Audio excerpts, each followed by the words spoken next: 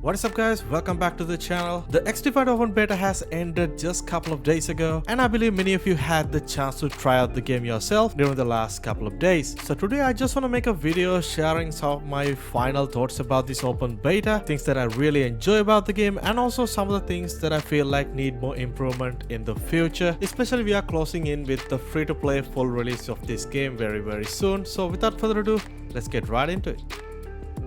Alright guys, if this is your first time hearing about Xdefient, it's an upcoming free-to-play, more of an arcade-style first-person shooter, very similar to a game like Call of Duty, but it's going to be developed and published by Ubisoft. Honestly guys, there's a lot of people excited for this game. You might see a lot of videos recently on YouTube saying that this is going to be the next Call of Duty Killer. I honestly don't know if it's going to be the case, but it's definitely going to be a very solid free-to-play alternative, especially if you're into these type of arcade-style first-person shooters, and it's probably going to be one of the biggest free-to-play launches of the year. Anyway, let's talk about the open beta. I'm going to start with some of the positive things of the game. First is the maps and the map design. Currently there are 14 different maps in the game, and surprisingly we had access to all 14 different maps even during this open beta test, which is really great. And there's a great variety and wide range of themes available for these maps, and honestly most of these maps are definitely inspired by other Ubisoft titles like Far Cry 6, The Division, and also the Watch Dogs, which is pretty cool to see as well. Honestly the maps has very easy to understand layout and very precise spawn system compared to most of the random spawns in recent Call of Duty games, and they're very colorful, very vibrant, and very pleasing to the eye. And alongside these 14 different maps, they also release a very comprehensive training map, which includes a fully fleshed out firing range where you can test out your weapons, loadouts, different attachments, and also recoil. And there is a separate section where you can test out different agent abilities, and on top of all that there is a small time trial firing course section where you can just sharpen up your skills, shoot some enemies, and just have a fun time. Pretty cool addition, and definitely one of the most comprehensive, complete firing ranges that I've seen on recent first-person shooter games. There is also a pretty decent collection of game modes available on this open beta, including Escort, Zonal Control, Domination, Occupy, and also Hotshot. And Escort is hands down my favorite game mode out of them all.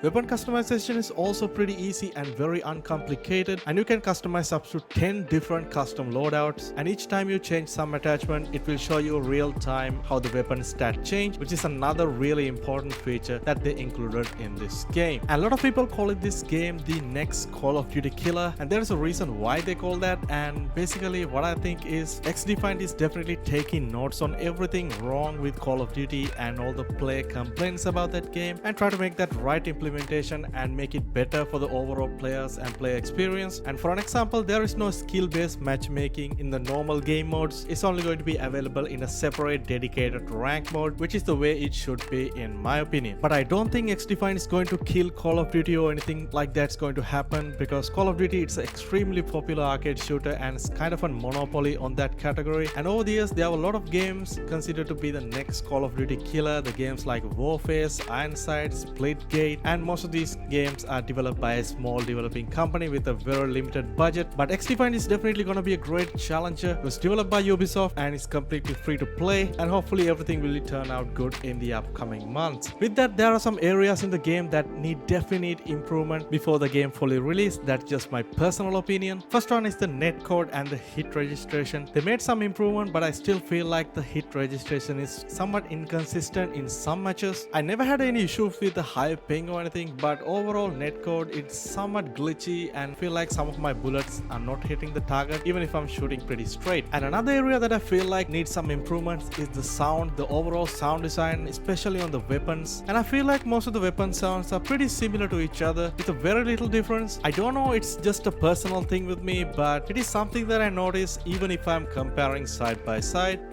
Anyway, talking about the performance, overall performance is pretty decent I would say. I didn't really have any game crashes or any major bugs during my playtime, but there is a massive FPS drop whenever you die and respawn back into the match, which makes the game feel like a lot more clunky, and it is largely noticeable. And I previously mentioned this issue in my closed beta review as well. I don't know, it's only for the PC side of the game. I haven't tested it out on my PlayStation, but I can definitely notice a big FPS drop, and hopefully they will be fixing some of these issues before the game fully launch. And other than that, the weapon balancing and the agent ability balancing is definitely needs some improvement as well. And I personally feel like some of the marksman's rifle are pretty overpowered right now. It took like a couple of bullets to take out an enemy even with a pretty decent range. On the agent ability wise, there's a new faction that they add called DeadSec, and with that they included a new ability called Spider Drone, which is extremely annoying in the game right now. I honestly don't know how many times this thing came and stuck in my face, and I feel absolutely helpless. The only way to take it out is shoot at it, but it's really hard to see right now. There is no in-game indications or anything. So if you have played the beta, you guys know what I mean, and hopefully they will be sorting some of these issues before the game fully launch.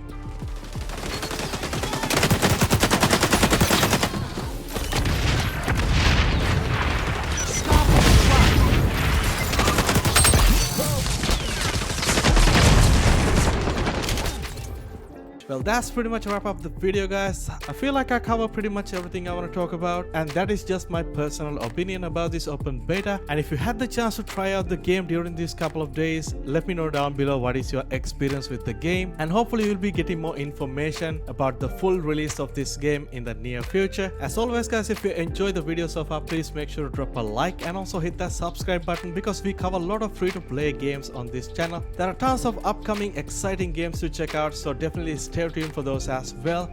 I'll catch you guys soon in my next video. Stay safe.